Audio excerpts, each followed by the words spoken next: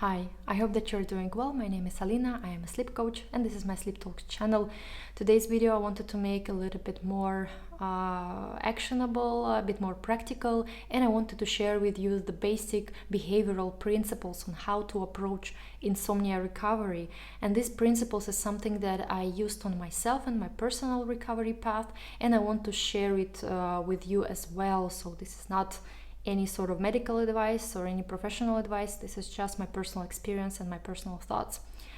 And I think these behavioral principles are extremely helpful for those who are just starting with their recovery journey, because there are so many things that people in the beginning of their insomnia, they do a lot of things that actually make insomnia worse. So I hope that this video will be really helpful for you.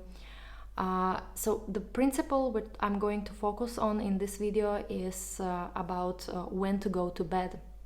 And most of the time people go to bed, especially when they have sleep troubles, they try to go to bed earlier. So they try to give themselves more opportunity to get more sleep. So this ends up with spending too much time in bed, going to bed when they are not really sleepy or they are not really ready.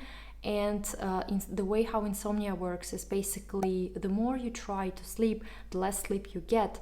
And naturally, by giving yourself more opportunity to sleep and more opportunity to try hard to sleep, basically it ends up with you having less sleep. So instead of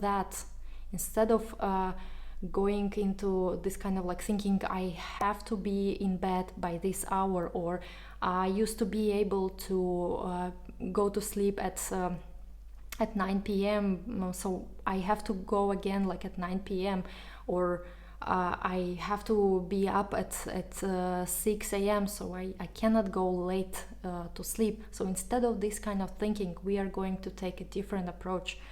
And this approach is built based on how our body really feels. If we are really ready to go to bed, if we feel like going to bed, and this approach is much better because it decreases pressure on ourselves. And when there is no pressure, there is no resistance, and sleep comes much easier.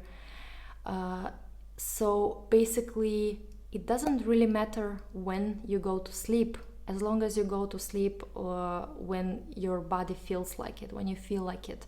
So it can be 10 p.m., it can be even 2 a.m., it doesn't matter. So basically being okay with going to bed at any hour provides much more peace and much better conditions for sleep to happen. And you might normally ask, how do I know when I'm ready to sleep, or how do I know like when's the best time to sleep? Well, based on my like practice and my personal experience, the best conditions to that I like say that tell that you're ready to go to sleep is basically when your body feels kind of heavy. It's generally like you feel it would be pleasant just to lie down, not even sleeping, but just to lie down there in bed, just enjoy the coziness of bed. Your body can feel like heavy, warm, your eyelids might be closing automatically, you might just generally feel more calm, slower, and basically normal process of winding down. So when you feel that kind of like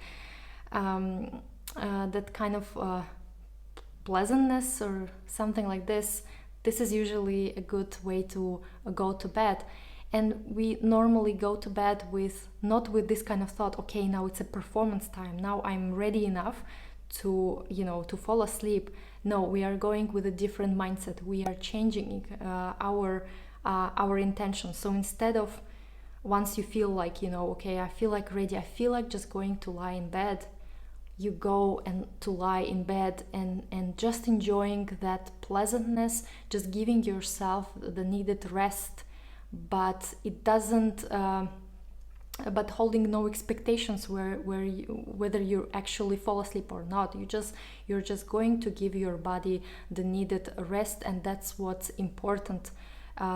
So with this kind of like mindset, with this kind of approach, you're creating much less pressure, and naturally this is a much better conditions for sleep to happen.